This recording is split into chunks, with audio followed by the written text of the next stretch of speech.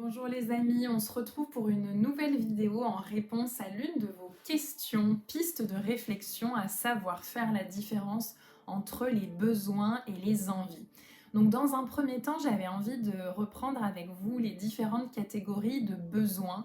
Ils sont très bien répertoriés dans la pyramide de Maslow. Dans un premier temps, on a les besoins élémentaires, vitaux, les besoins physiques directement liés à notre sécurité, à notre survie, à savoir manger, boire, dormir, avoir un toit, respirer, les besoins d'élimination, les besoins de reproduction pour la survie de l'espèce.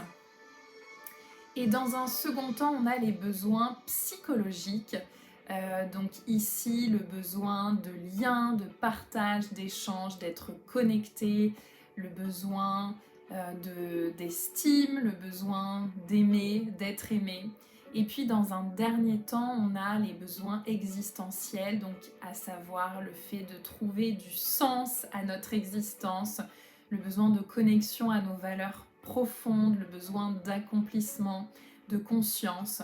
Et donc, ces différentes catégories de besoins sont directement liées à notre santé physique, mentale, psychique, émotionnelle ou énergétique.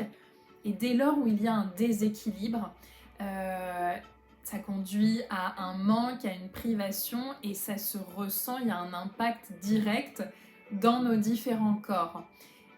Donc il y a vraiment un lien temporel avec un besoin non nourri, une conséquence sur le corps et donc potentiellement à terme le corps qui parle et donc le mal a dit une maladie. Et c'est important à cet endroit-là d'avoir en tête que c'est à nous de connaître nos besoins, de reconnaître nos besoins, de les accepter, nos justes besoins, bien évidemment, et donc de les nourrir, de ne pas nourrir les besoins des autres avant nos propres besoins.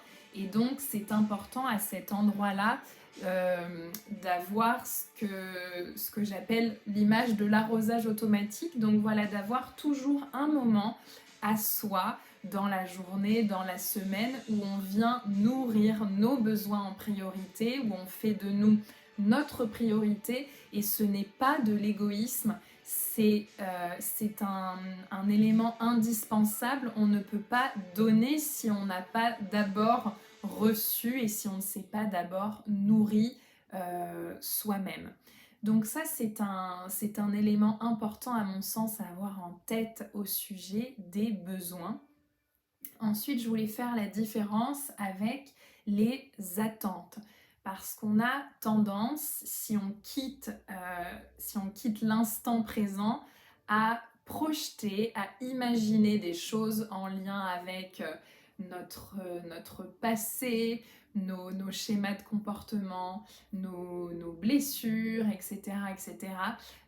On a tendance à projeter des choses et donc à avoir des attentes qui, à cet endroit-là, faussent nos véritables envies, nos véritables désirs, nous font croire que ce sont des envies, des désirs, mais à cet endroit-là, c'est véritablement important de sentir si vous êtes connecté à votre cœur ou si c'est plutôt votre ego qui parle.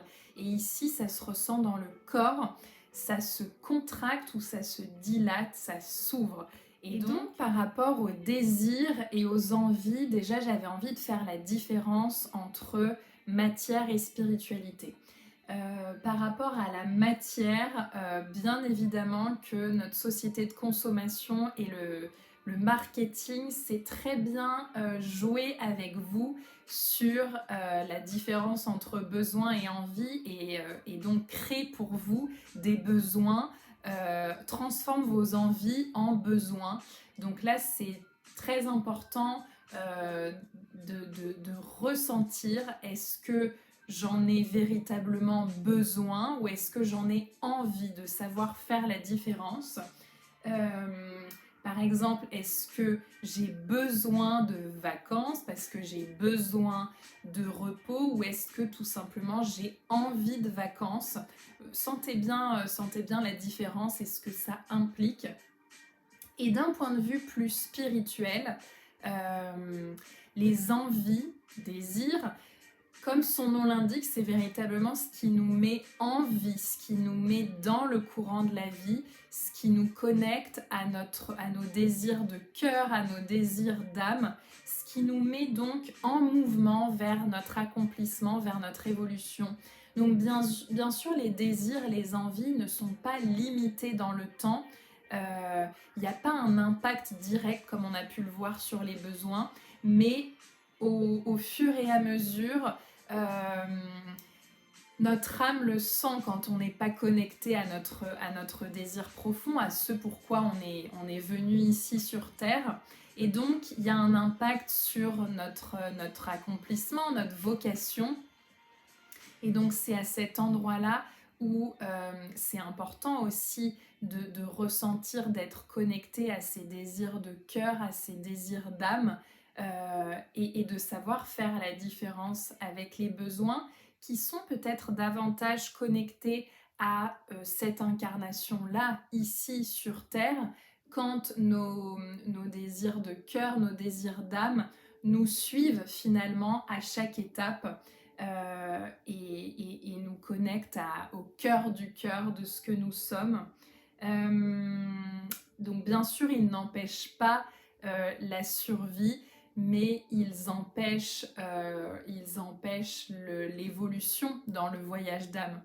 Donc voilà, je vous invite à être au plus près, au cœur de ce qui vous anime, de ce qui vous fait vibrer, de vos élans et de servir voilà, au plus juste ce pourquoi vous êtes venu ici sur Terre. Dernière petite nuance qui m'est venue en enregistrant la vidéo.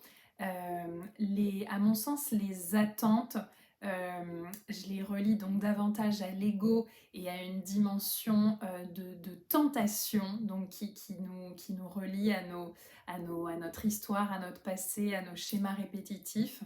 Là où les désirs d'âme peuvent faire peur, voilà, faire trembler, donner des frissons parce qu'on sent que c'est juste et à la fois on a peur d'y aller parce que c'est l'inconnu. Mais je vous rappelle ici que l'inconnu, c'est ce qui est connu par l'un, par le grand tout, par cette puissance qui a créé tout l'univers, toute la vie. Et donc, on ne peut que faire confiance à ce qui est inconnu, à ce qui est connu par l'un. Et donc j'avais envie ici de vous inviter à plonger dès que vous ressentez ce frisson-là, à y aller. Et la peur est juste une étape à franchir pour aller voilà, vers plus d'accomplissement. Je vous invite de nouveau à me partager en commentaire vos questions, vos pistes de réflexion, voilà, pour qu'on puisse continuer à co-créer ensemble ces capsules. Je vous remercie pour votre écoute et je vous dis à très bientôt.